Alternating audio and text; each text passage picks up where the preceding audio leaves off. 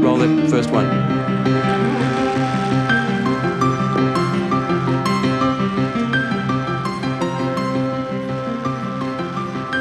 Stop. Ben, je vais justement là. Ouais. Ah, c'est trop là. Ça, voilà. Well, it will actually be on your converging angle, I think. But you know, if it's something along these, as they're looking to each other, and it's just shifting like this, you're just holding the two. And I'm going to ask Tracy, where am I out of shot? Are my feet out of shot here? Tracy? My feet out? Am I in shot? So the lighting in, with the light turned on, it will be seen from this point of view first. As possible. Because when you give the face more, then everything changes again. And now we have, I would say, hold the same. Oh, his face inside, we forgot. Okay, everybody still, please. I think it's been a help to have worked on very large-scale productions and know what is possible, but I think having the knowledge of both is very, very good. The business tries to typecast you as somebody, well, you know, I mean, until you've done big pictures, oh, he hasn't done any big pictures, he does small pictures, he couldn't do a big picture. Then do a big picture, and oh, well, he can do a big picture. Then you do 2 or 3 big pictures, well, he wouldn't do a small picture. I mean, he wouldn't know how to do a small picture because he only do big pictures. I mean, I've made it a point to jump from one type of film to another, and I like the difference. In the late 1960s, Alan Davio was making rock and roll clips with people like Aretha Franklin, Jimi Hendrix and The Doors. Later, TV commercials allowed him to light larger productions. Alan shot Steven Spielberg's student film Amblin and was later director of photography for Spielberg on E.T., The Color Purple and Empire of the Sun. All these three, as well as the Barry Levinson film Avalon, won Oscar nominations. Other films of Alan's include The Falcon and the Snowman, Fearless, Levinson's Bugsy, and Twilight Zone, the movie. He is one of Hollywood's most knowledgeable and influential cinematographers.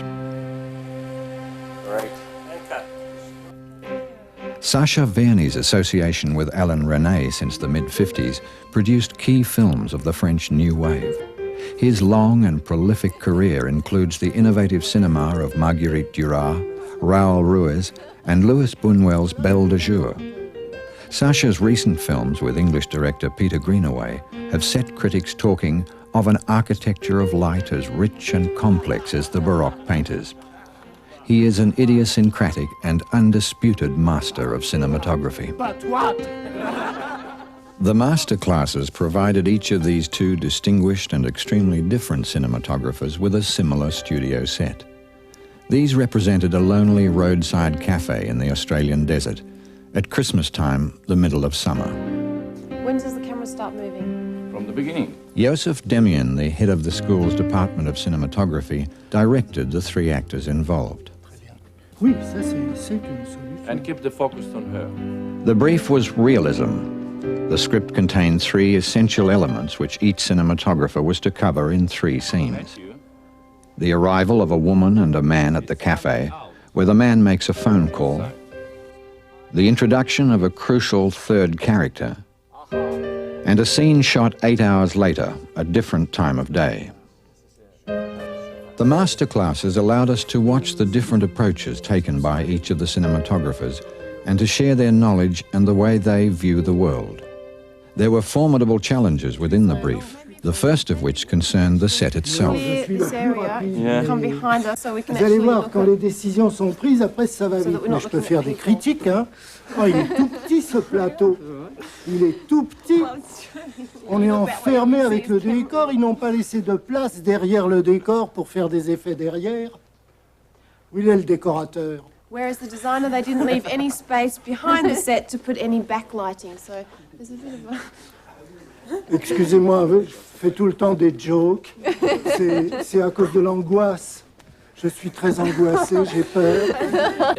So as I said, you know, my major thing to the students would be, when you were faced with a situation with a set like this, talk them out of doing it, because you're in a situation where it's the most difficult thing to achieve, of trying to do a day exterior on a stage in color. I use a theory I call, what is the given? In this case, what do I most want to avoid? And the answer is this cyc is right on top of us, and I don't want it to look like a cyc. So my given is, I'm going to burn that cyc to clear film, and so that there will be no detail left in it. Then I'm going to flare it to the extent that the coating on the lens cries out, you know. And so I looked at this. I decided to go into a backlight situation, because to me that is the best chance of getting the illusion to work, is shooting into the light. If I want to make people feel that the sun is in the sky over there, that the sky as it will be on the horizon is extremely hot, it's in the afternoon, the heat on these characters is, that are in the scene is oppressive, it adds to the tension of the scene that Joe wants to feel. From the camera point, we'll cut the white for you. If we put a sailcloth there, put a maxi behind it, and I'll extend the heat of the cyc. Let's go ahead and plan that that's going to be sort of a wraparound light, and we'll make that a sailcloth there, and it'll do two purposes, lighting and filling it in.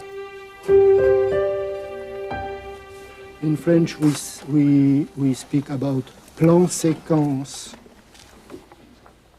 Okay, so what... La séquence, toute la scène tournée dans un seul plan. So it's like... Sasha would like to avoid shooting the cyclorama altogether, if it were possible. He discusses covering all of the action in one tracking shot leading directly to the cafe door. The director is enthusiastic. Plan séquence. Plan séquence. Shot sequence. A sequence, the whole sequence is in one shot. Aha! You want to make a plan séquence here?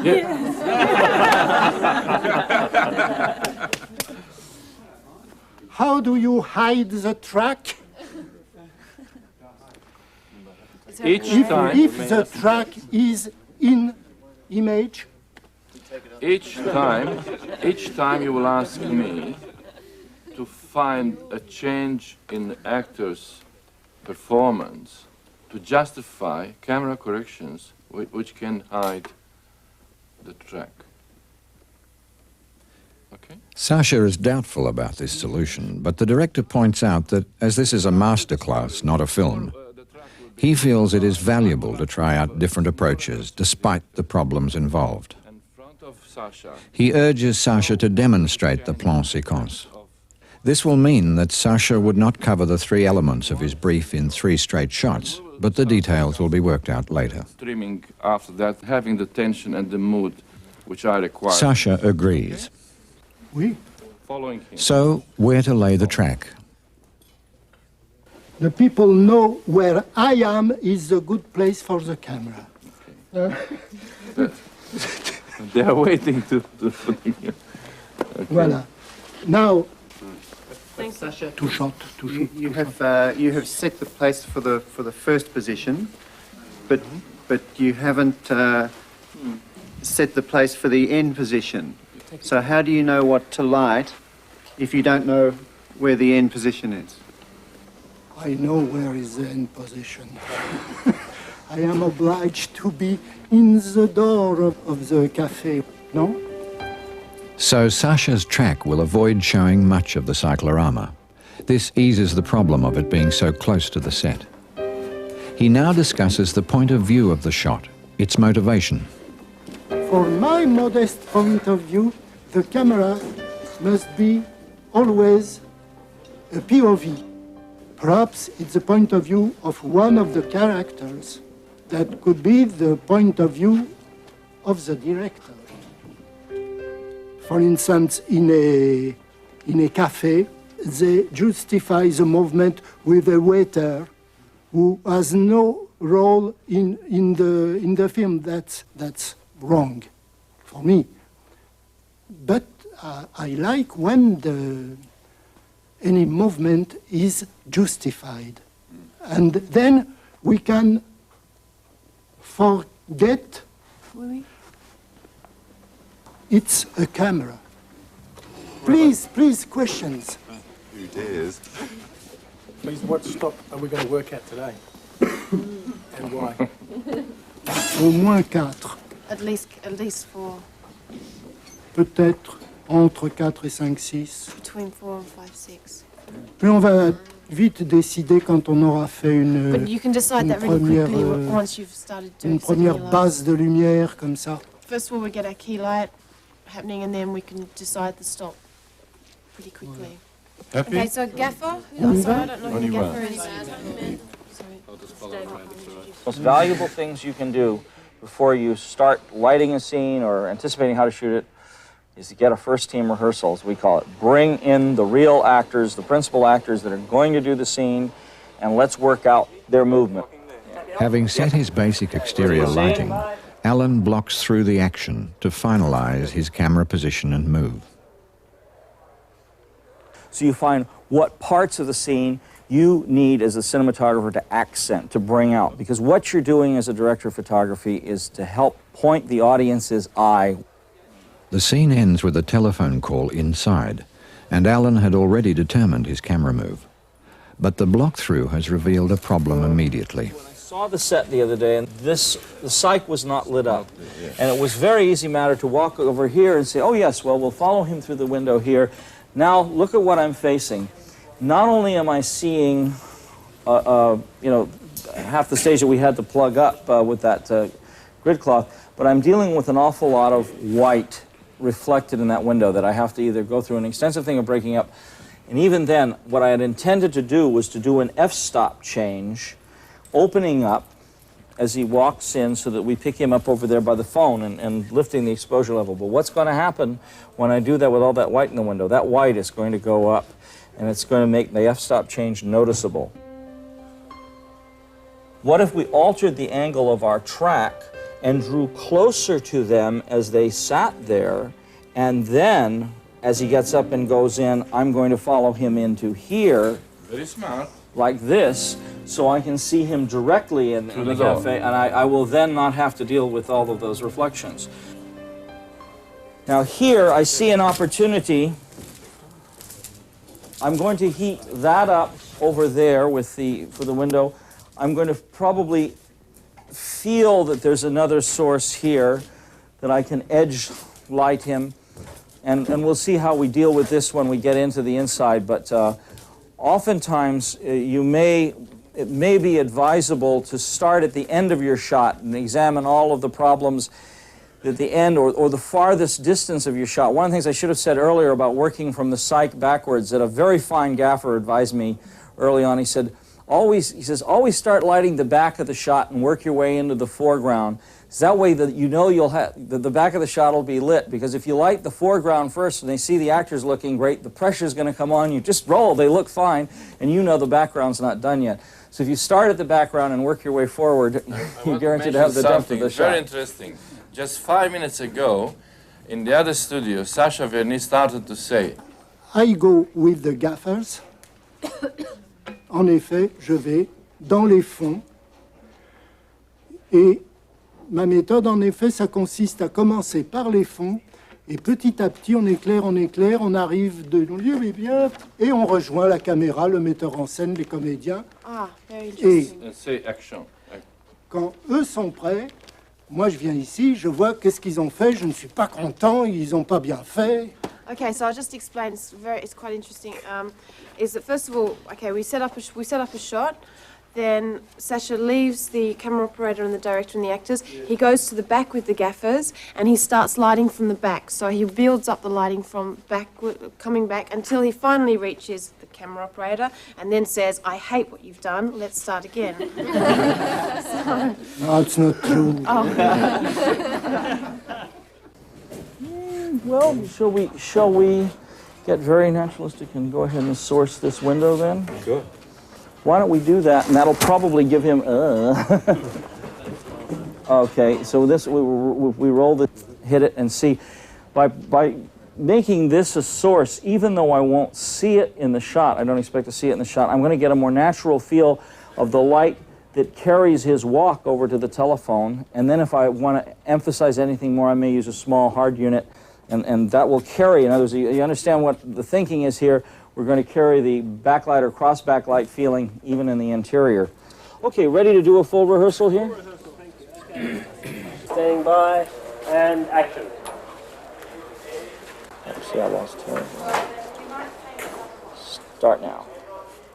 Alan has put a 75mm lens on the camera. This will lend compression to the scene. The depth of field will fall off and the background won't be sharp. This lens, together with strong backlighting and heavy filtration, completes Alan's strategy to transform a cloth cyclorama into a hot and distant sky.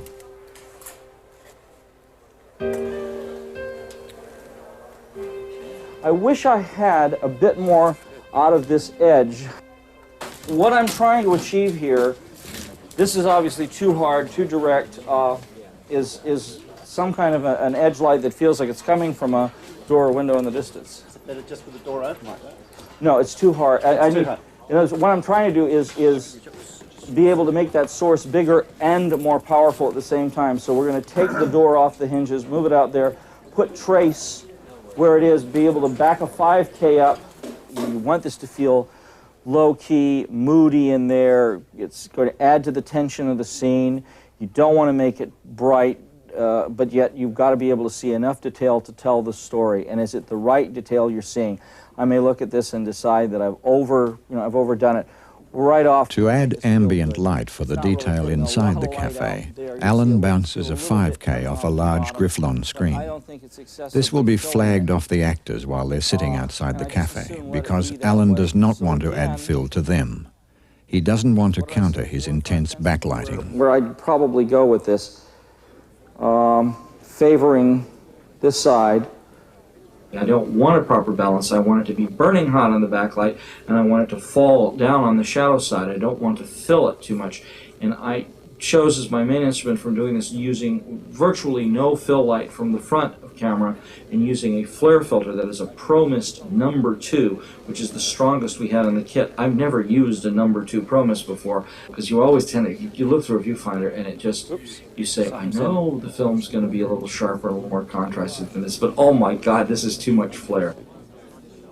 Oh, what the heck. Might as well. You know, what the heck? We'll go with the 2. But this time I just went with it. I threw the 2 on the camera, and we went with it for the situation of the whole first setup. And you're selling the idea that there's a hot sky there instead of a piece of white cloth. And so once you use your flare filter to establish that, your backlight to carry that illusion forward, and be careful not to fill too neatly things. Let that fence go dark, a little darker than information might require, to let the shadow side go completely without fill, because the flare filter is going to take that backlight and it's going to smash that light all over the image, and it's going to create its own fill. But one thing when you're using diffusion in a scene, use it all the way, because if you leave suddenly one shot in a sequence is clean, you're just so embarrassed. I mean, suddenly that flare or whatever it was, when it suddenly drops out, geez, does it hit hard. Thanks, guys. Number 1. Okay, ready to do a full rehearsal here? The whole thing, the rise and the whole bit, so I feel exactly what's going to happen to the camera. The actor's walk to the telephone inside the dimly lit cafe is covered in the one shot. Alan has made no attempt to match the outside exposure. The interesting thing was to go from the feeling of a very bright, hot sunlight and walk him into the cooler interior. And I used an f-stop change, which is something I'd be more likely to use in a day exterior, going into an interior in a real situation like that. I just find it more natural to open the stop up, because I'm shooting at a 4 4/10 outside, and I want to be at a 2, 8, and 5 inside. And that exposure was exactly the light on his nose, you know, coming from those rear window sources. And here's a perfect place to hide, to do an f-stop change, going from outside to inside. Because I got most of the stop change in as he's crossing it and going in.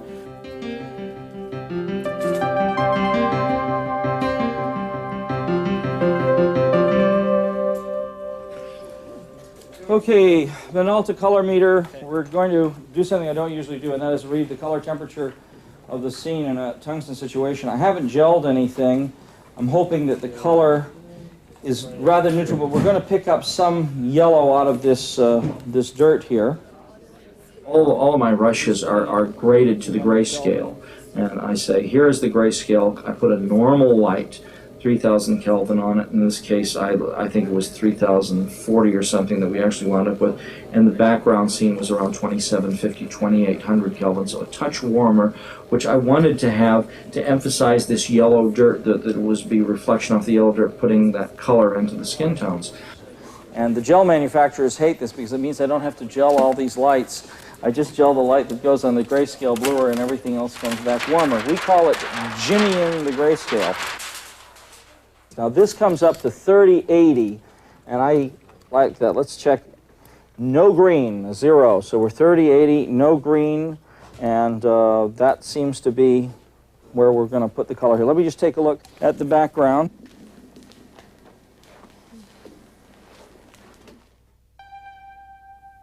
Let's look again at Alan's lighting design for shot 1. When Alan Davio first saw the set, the basic problem it posed was obvious to him. How could the set be lit without throwing shadows on the cyclorama just behind it? How could he make the sky believable? Alan's lighting design hinges on heavy filtration combined with the strong backlight that he created with 4 5K cyc lights, burning out all the detail on the cyc. To the light coming from the cyc, Alan adds a grid-mounted 10K as his sun. This is supplemented by a large 5K soft source mounted from the grid. To extend the effect of the cyc and fill under the hats of the actors, Alan places a large sailcloth and shines a maxi brute through it. The block through with the actors reveals a reflection problem in the cafe window, so Alan redesigns the camera move to avoid the problem. The camera now tracks closer to the actor as he moves into the cafe, and as he enters the door, the lens is opened by one stop. A floor-mounted 5K is bounced off a Grifflon to add to the light in the room, but this is flagged off the actor until he is entered. To light the actor as he crosses to the phone, a 2K at the rear window and a 5K at the door are shone through trace paper. A 1K soft light is directed at the phone, but the light is flagged off the actor. And finally, an open-face 2K is bounced off the cyc and through the door near the phone.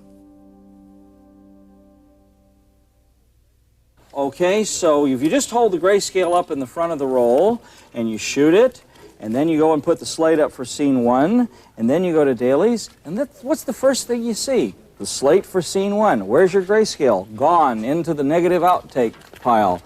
So nobody ever saw it. It did you no good to shoot it. Thus, the innovation of the grayscale slate. So you slate the grayscale as if it was a scene. The 5293 stock was pushed, not for speed, but to achieve maximum highlights and contrast. Alan's T-stop is 4.5, pulled to 2.8 for the interior. And action.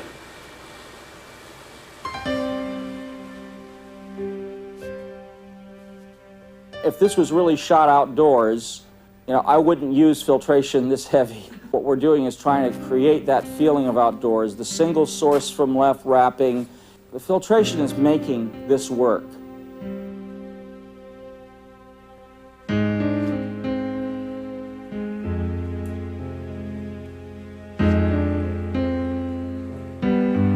I could have used a little bit more light on the cyc above his hat there. I should have had the breeze going in this. It just would have made those plants be more alive. Although as we come around now, the move's working beautifully. The f-stop was hidden quite well in the change of the f-stop. Again, I'm still liking the way the filter's working.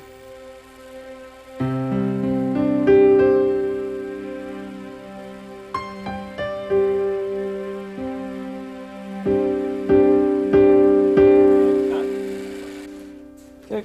How was it? Good for you? Yep. Okay, check again. Le tourner un petit peu comme ça sur sa droite. A little bit to the right. You're bigger than us.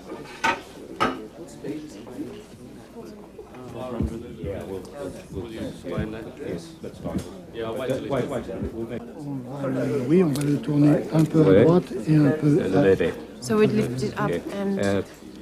It can also be higher. Ah oui, Yes, yes, yes, yes. maximum. Maximum. Sasha has his sun in place and his track in position. But he wants more sunlight in the foreground of his shot. Close on 5, 6. Yeah, big close on 5, 6. Voilà. Okay. Would you like 8 bit? More. Okay. You want more? Yeah. Okay. Okay, so what we're doing is, because that light doesn't cover all of the ground here, we're adding another, I think it's a 4K? 4K HMI that's going to cover the ground here to put light on it, and they're going to match the colour temperature of it. With his basic sun and psych lighting set up, Sasha wants to watch a block-through with the camera. The problem of how to hide the track remains. Ah oui, ah oui, mais alors on... A student suggests a mini-jib to crane out over the track. Très bonne idée, très bien, voilà un collaborateur, merci. Mais oui, il a raison. The original brief was to cover 3 script elements in 3 shots. Sasha's one-shot sequence will cover 2 of these elements, the couple's arrival and the first phone calls, as well as the introduction of a 3rd character. To facilitate this, the director makes a script change. Good. Because the time, I will cut the beginning of the story, and I will use a different beginning. He drops the couple's arrival and has the action start as the man emerges from the cafe, having already made his first phone call. They choreograph the action from here. Already you are ready to take the table. Okay. Okay. It's clear from the rehearsal that even with the mini-jib, the track will be visible. Sitting down. Go to the phone. The young man will walk inside. And we will see at the time when Matthew goes second time in that she is changing the position around the table.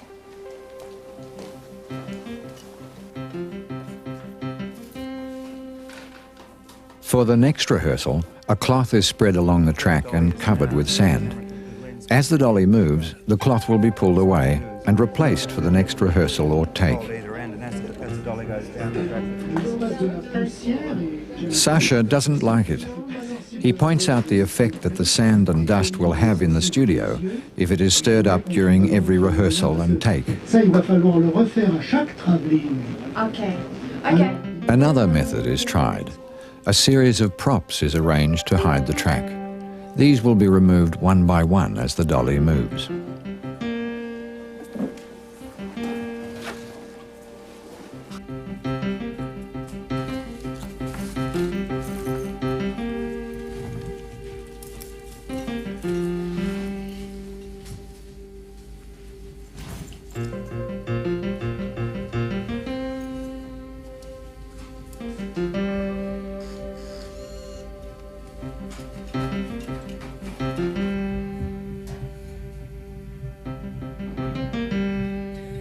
Obviously, this is not the solution either.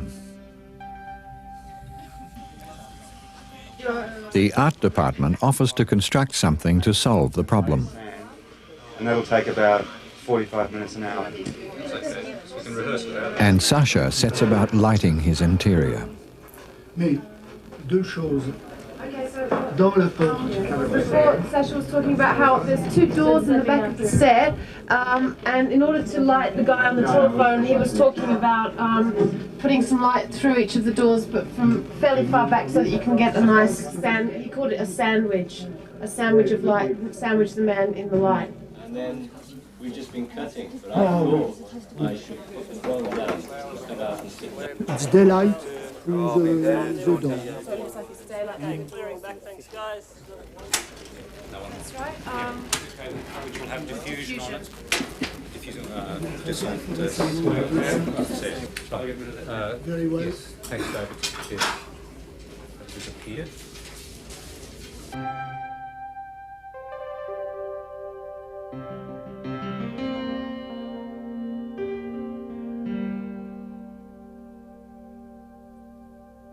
Sasha's sun is created by a grid-mounted 12K HMI with 1.5 CTO.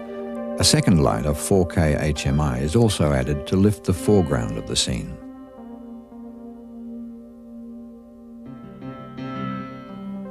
The cyc at the rear of the set is lit with a gradation of full, half, and quarter blue from left to right.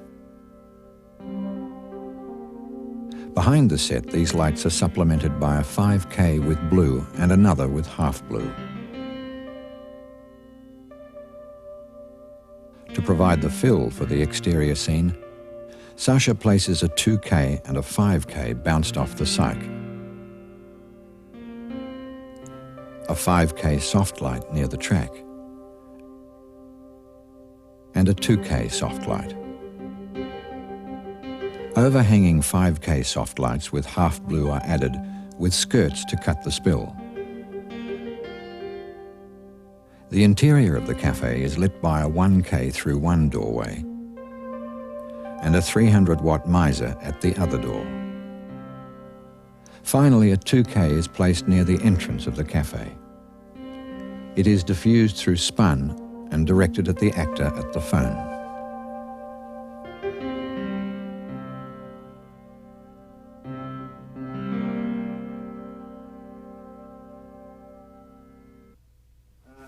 We can have a compromise because we haven't got a real one. We can do a real one. Meanwhile, the art department has delivered a roll of corrugated cardboard to cover the track, painted to match the sand. This will be rolled up ahead of the dolly as it moves along the track. Well, that might be okay. Silence, please, and action.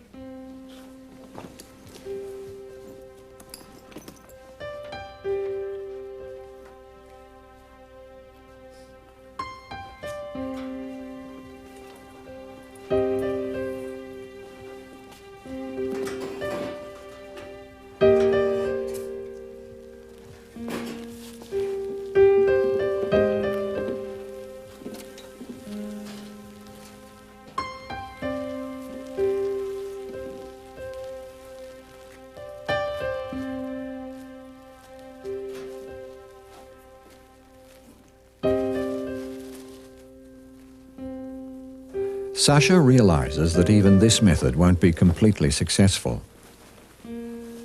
But there are many other aspects of the shot to be considered, and the masterclass needs a result in a short space of time. He decides to accept it.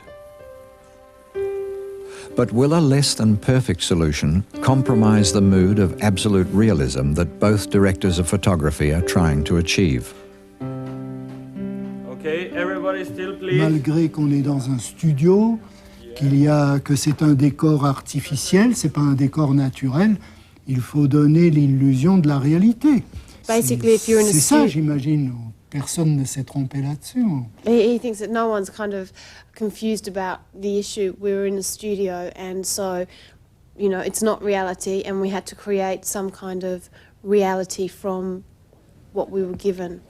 Realism, when you say it, it means the audience has to believe it. They can't question it. You don't have anybody in the theater saying, "This is phony." You know, this is shot on a stage somewhere. It means that much. I mean, you've got to sell it.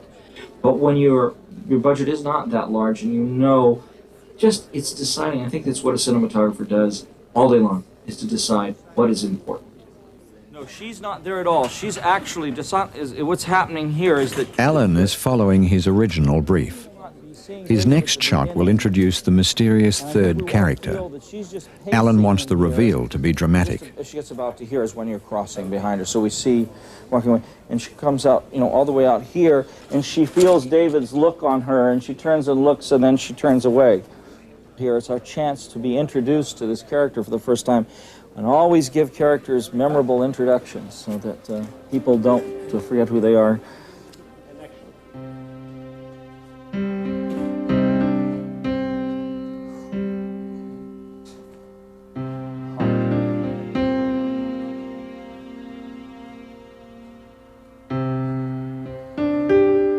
What we're going to do is move our Grifflon out of the way and probably make an extension of our grid cloth.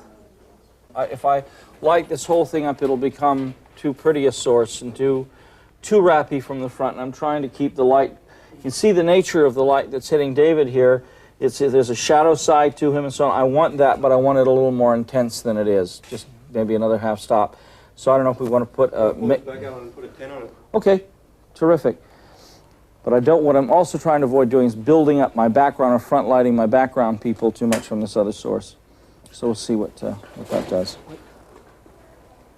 Exactly half a stop more. Isn't that wonderful? Now, what I think we should do we have just like a regular pup, maybe something like that? I want to just really try and come across his profile with a little bit of a hard edge. David here in the foreground, almost from where that umbrella is. I mean, if we can just find the spot. What I think I could afford to do is let's put a top chop on that lamp that's really even goes into his head a little bit so I don't have it hitting the T sign there.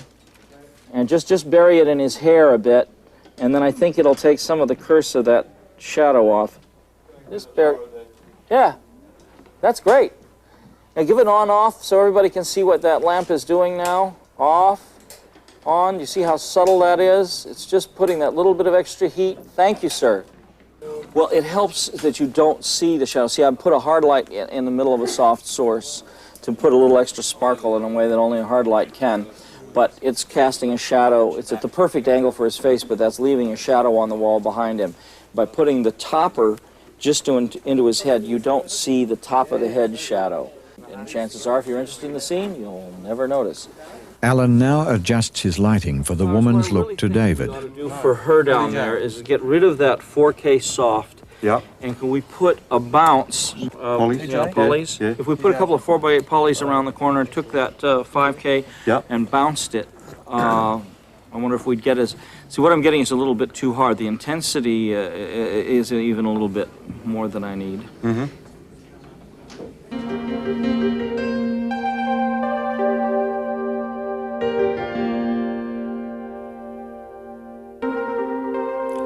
For Alan's second shot, the Grifflon to the side of the cafe is moved and the track repositioned in its place.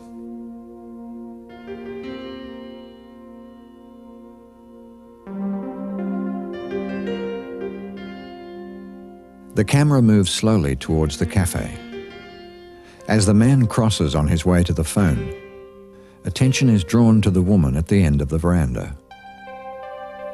The third character is also revealed in the foreground to the right of frame.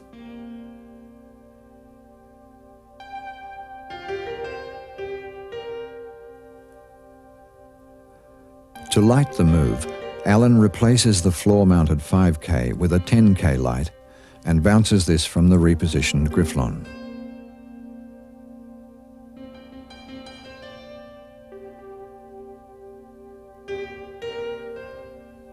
To lift the new character's face from the background, a 1K spot is used, and the shadow it creates on the cafe wall is eliminated by a flag, cutting the light above the actor's hair.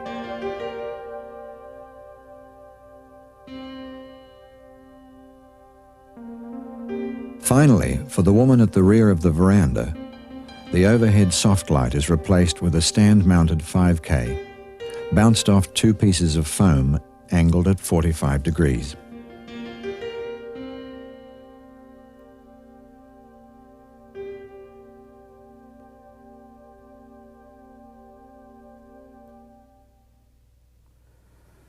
All right. What we're going to do is, do we have the fan or have they got the fan? Do we have a small a fan just to put a little ruffle into the trees? Now, I made a promise, I'm sorry. we're supposed to have the petrol tank in the foreground. Is that what we're supposed to do here? Yeah. Why don't we bring the petrol tank over and block the 10K with the petrol tank? Yep. It's a very good idea. Okay. Oh, 1 second though. Let me see something here. Come back left. Where was that motor oil rack? Come on down. Down. Oh yeah. Whoa. Now that almost blocks it. Keep going. Keep going. Whoa. Okay. Whoa. If anybody knows that's a 10K behind it, I will give them a special tour of the Technicolor Laboratory parking lot. All right, ready here. Let's try our dolly left. I can't wait to see. And action. And racking to him, Venanti. That's not bad. It wasn't what we intended, but it's actually better. It's better. I'd lost him on a frame, and he just re-entered frame again. So, you know, which is kind of interesting because the interest went from him to her. He crossed. We stayed with her. Boom, the turn, and then to David. It was sort of a nice little one-lay. So we're just trying to see if we make that work the same way. Okay, let's shoot it. Alan again is using a 75mm lens with a ProMist #2 filter, and the T-stop is 5.6. Let's just put the slate in the frame. Okay, slice up. This is with the same filter, the ProMist 2, okay? Roll camera. And action.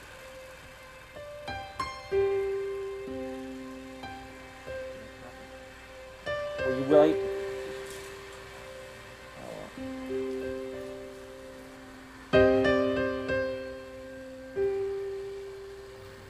Nice, the reflection, double reflection working in the window. Beautiful timing on the arrival of the dolly.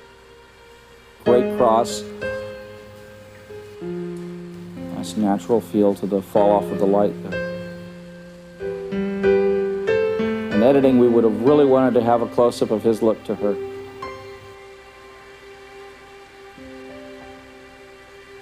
And cut. Please, everybody, could we clear this side of the set? Sasha is ready to film his Scene 1 sequence shot. He is also shooting at 5.6, but on a 25mm lens. Roll. Rolling. Speed set. Action.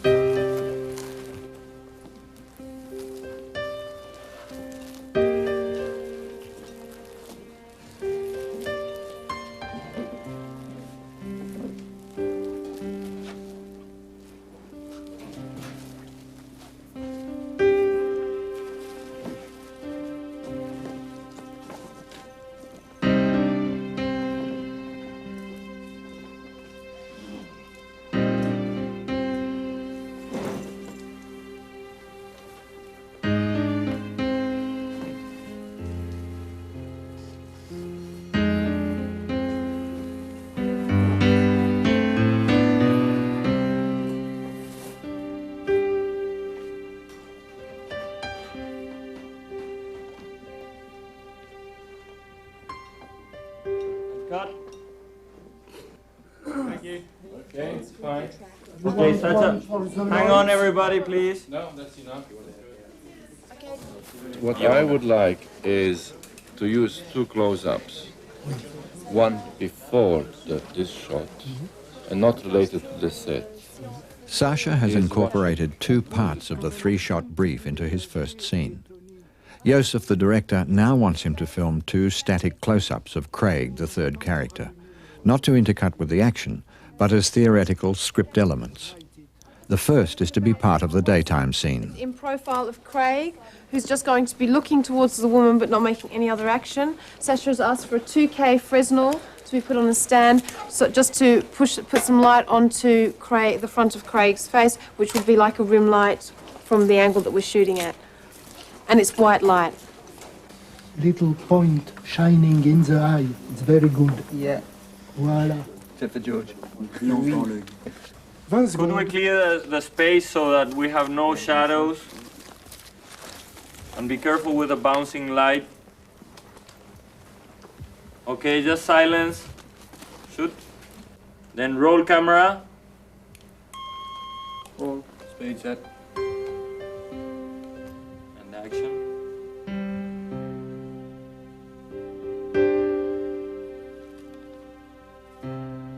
And cut. Yeah. Done.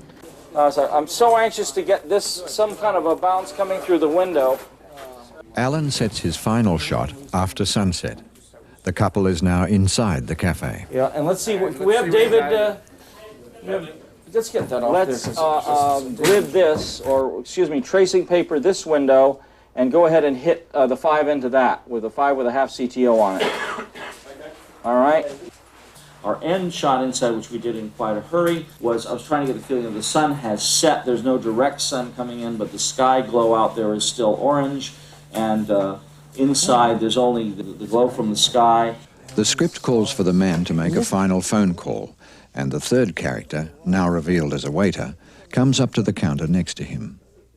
Alan writes in a power failure to which the characters can react.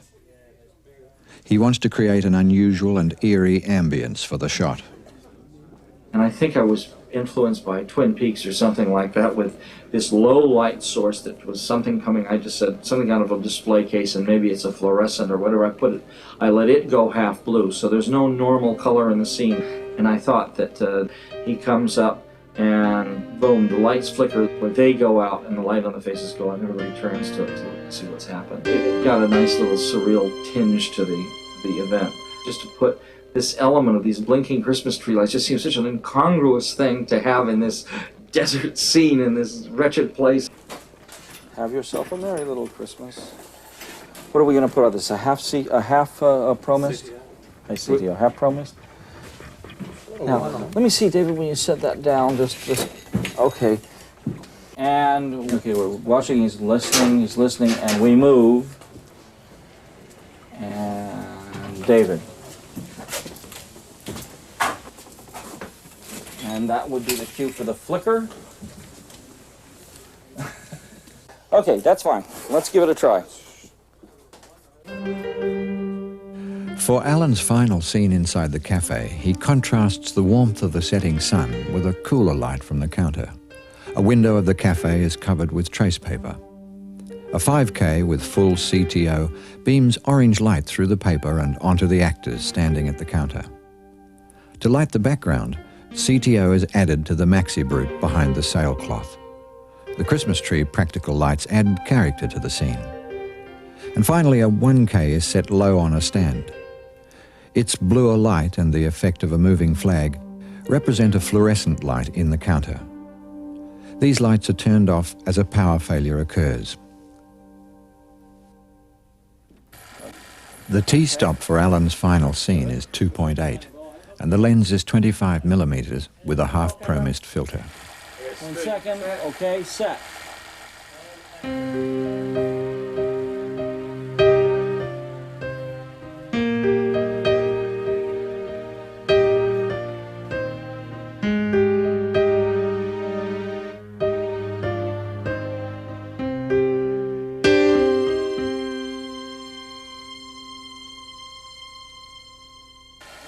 How's that?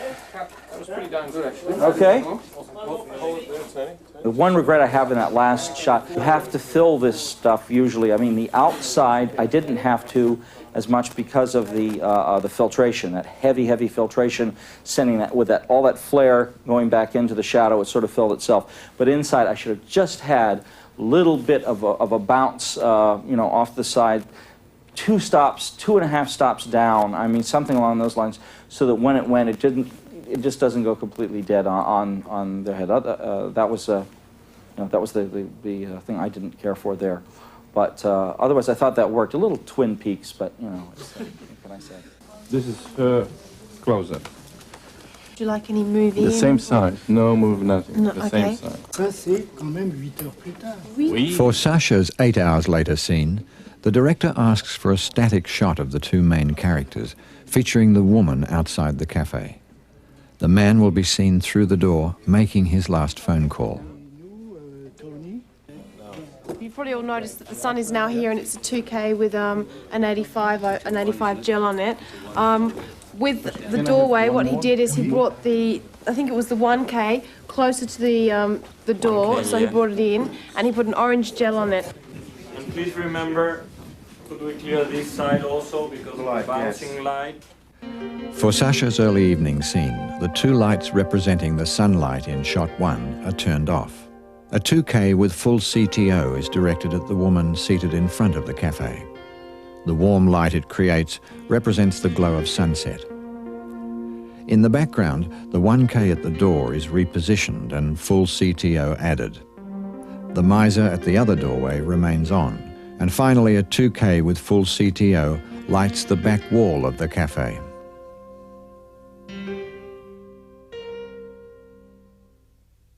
Okay, everybody, silence, please. Sasha's stop is 5.6 on a 50mm lens.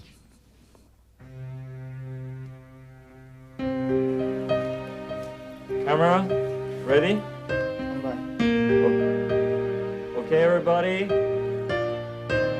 Roll camera. Roll.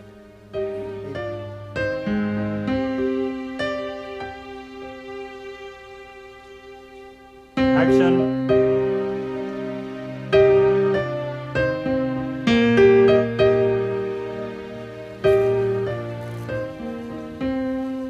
Cut. Okay, so now we're going to do a close-up of Craig inside, still 8 hours later. Sasha's final shot is the close-up of the third character, Craig, the waiter.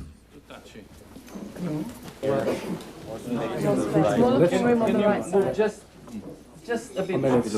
For Sasha's final static close-up, the director sets up the actor's eyeline in deliberate opposition to the previous scene. He wants to emphasize that these extra shots are purely masterclass exercises.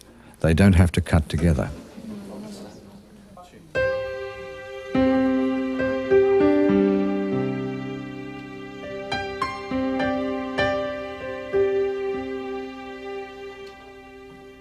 Okay.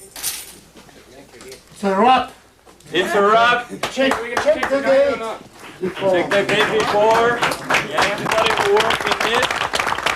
Thank you very much.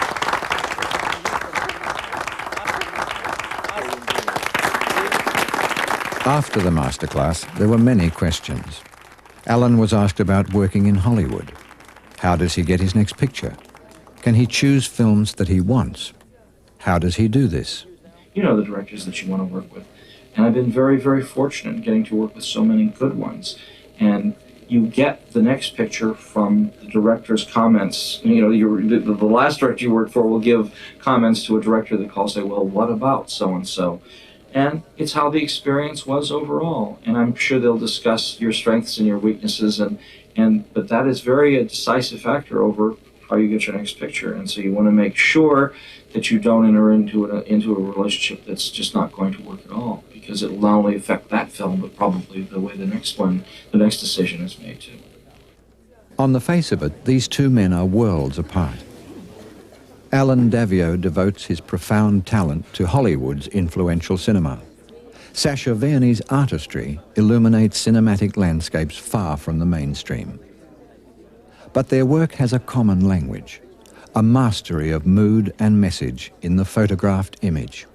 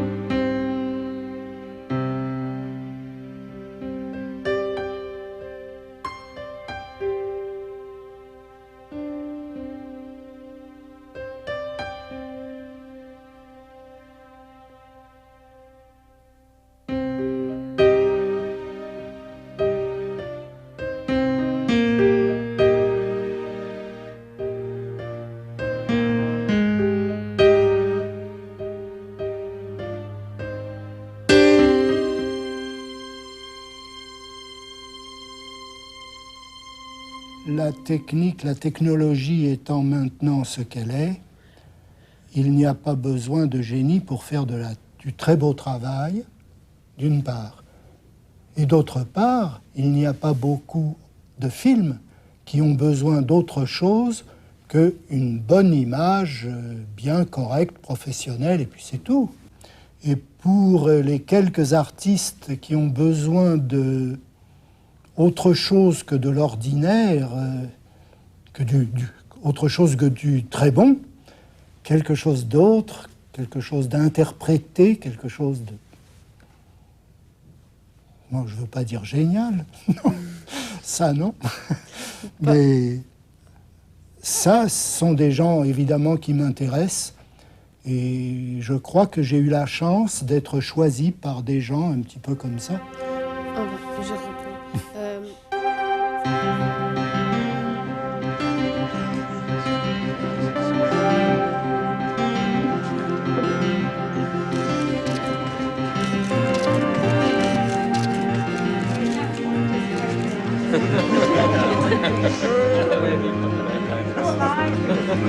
One of our international cinematographers is missing. Hang on.